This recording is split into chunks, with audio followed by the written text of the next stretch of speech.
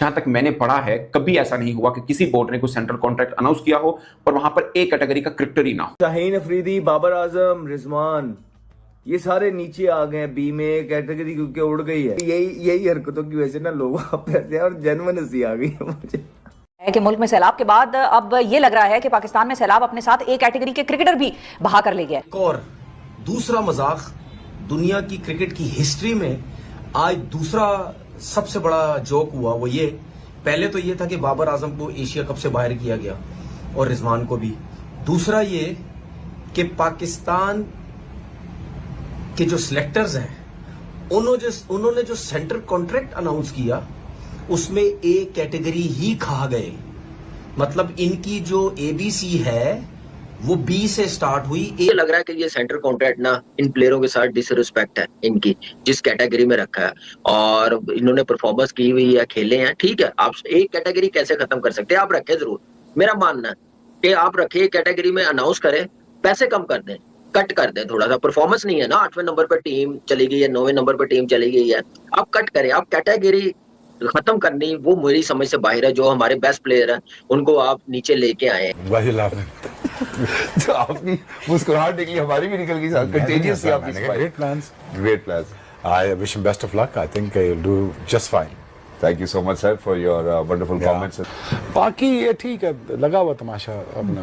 Category आप गायब करते हैं क्योंकि यू फील कि जी ये प्लेयर्स इस काबिल ही नहीं है कि इन्होंने जो है ऐसा परफॉर्म किया हो कि इनको टॉप कैटेगरी आप दें। कुछ तो शर्म करो यार, मतलब कोई आप सेंट्रल कॉन्ट्रैक्ट में, आई मीन ऐसे अपने प्लेयर्स को कोई डिसरिस्पेक्ट करता है। और एक और भी फीलिंग है, कुछ लड़के अपनी डिमोशन पे नाराजगी से ज्यादा वो अगले की प्रमोशन पे ज्यादा नाराज नजर आ रहे हैं। अच्छा, एक हैरत की बात है, मैं जब से क्रिकेट कवर कर रहा हूं, जब से कैटेगरीज देख रहा हूं कि ए कैटेगरी के काबिल कोई भी नहीं है खिलाड़ी। इसका मतलब यह है कि पाकिस्तान क्रिकेट जवाल की तरफ गामजन है। यही तो मैं समझना चाह रहा हूं। पाकिस्तान के लोगों को बहुत अच्छे तरीके से समझता हूं किस तरह गेम खेलते हैं। इसमें क्या किया इस सिलेक्शन कमेटी ने, अपने आप को सेफ किया कि नहीं जी हमने ए कैटेगरी खत्म कर दी और सबको, जितने भी सीनियर थे उनको सबको बी में लेके आ गए। हालात हैं कि जो टेस्ट क्रिकेट का कप्तान है उसकी टेस्ट क्रिकेट में जगह नहीं बनती, जो वनडे इंटरनेशनल का कप्तान है उसकी वनडे इंटरनेशनल में जगह नहीं बनती, जो T20 का कप्तान है ज्यादातर इसमें तो आतिफ जावेद का अमल दखल रहा है। तो प्लेयरों का भी मैं समझता हूँ कहीं ना कहीं कसूर है, मैनेजमेंट को मजबूर किया इतना हार्श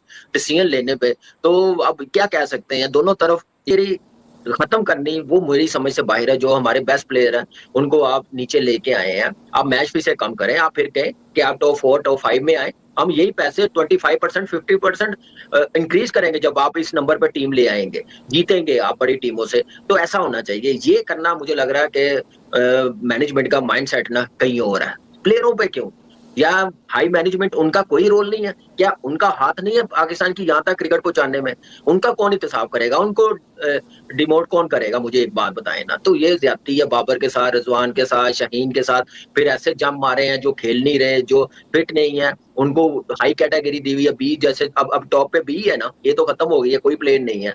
तो मुझे समझ नहीं आई क्या माइंडसेट के साथ सेंट्रल कॉन्ट्रैक्ट अनाउंस किया। और मुझे लग रहा है जैसे टीम एशिया कप की अनाउंस की है ना, बगैर सोचे समझे, आगे का सोच के, इवेंट का सोच के ऐसे सेंटर कॉन्ट्रैक्ट अनाउंस किया। तो मेरे ख्याल से ये प्लेयरों को टॉप कैटेगरी देनी चाहिए थे 4-5। और बी में जैसे शादाब कमबैक किया, कोई इतनी बड़ी परफॉर्मेंस नहीं है, बी में रखा। हसन अली आया, कमबैक किया, एक मैच में अच्छी परफॉर्मेंस की। सीनियर अपनी जगह, जिसका कमबैक होता है एकदम से जंप नहीं मारता। आपका टेस्ट का कप्तान सी में है, आपका टेस्ट का ओपनर जो रेगुलर खेलने वाला वो सी में है। तो मुझे समझ नहीं आ रही पॉलिसी क्या थी ये सेंटर कॉन्ट्रैक्ट देने की। साफ नजर आ रहा है कि जो फेवरेट है वो टॉप कैटेगरी में उनको नवाजा जा रहा है। जो सिलेक्टर्स हैं उन्होंने जो सेंट्रल कॉन्ट्रैक्ट अनाउंस किया उसमें ए कैटेगरी ही खा गए।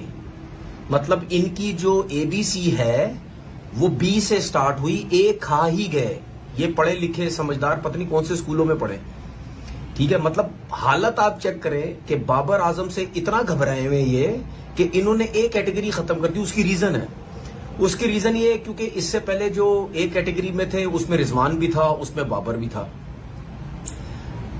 तो घबरा इस वजह से गए कि उन्होंने ये सोचा कि यार अगर इन दोनों को, सबसे पहले तो एशिया कप से हमने बाहर किया जानबूझ के, जो मैं हमेशा कहता हूं जानबूझ के बाहर किया। क्रिकेट का तो परफॉर्मेंस का या स्ट्राइक रेट इसका तो कोई रीजन ही कोई नहीं है। उस पे लोगों ने इतना शोर मचाया, और बाबर और जो सिलेक्शन कमेटी थी प्लस माइक हैसन जब प्रेस कॉन्फ्रेंस आके बात की, बिल्कुल घबराए हुए थे, नहीं बाबर कैसे बाहर हो गया, 2 टोक बात करो, नहीं खिलाना 2 टोक बात करो, अगर हिम्मत है 2 टोक बात करो। वो नहीं की इन्होंने, वो प्रेशर था इनको टीम से बाहर किया। अब इनके ऊपर प्रेशर ये था कि अगर अब बाबर आजम को ए कैटेगरी से या रिजवान को उठा के अगर हम बी कैटेगरी में ले आते हैं और ए कैटेगरी में अपने पसंद के लोग ले आते हैं, तो ये तो एक और अजाब बन जाएगा, ये तो मुश्किल हो जाएगी।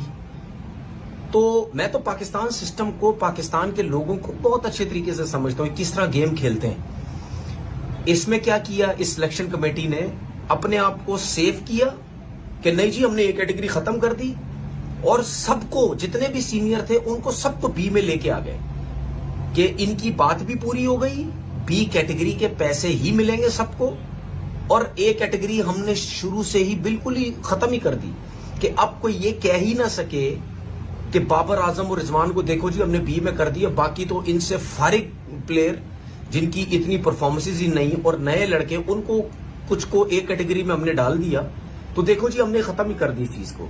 ये अपने आप को सेफ भी किया, ठीक है। और बाबर आजम के जो फैन हैं या मैं भी, ठीक है, हम सबका इन्होंने मुंह बंद करने की कोशिश की, देखे जी अब बात ना करें, लेकिन हमारा मुंह कहां से बंद होता, क्योंकि हमें पता अब डरपो।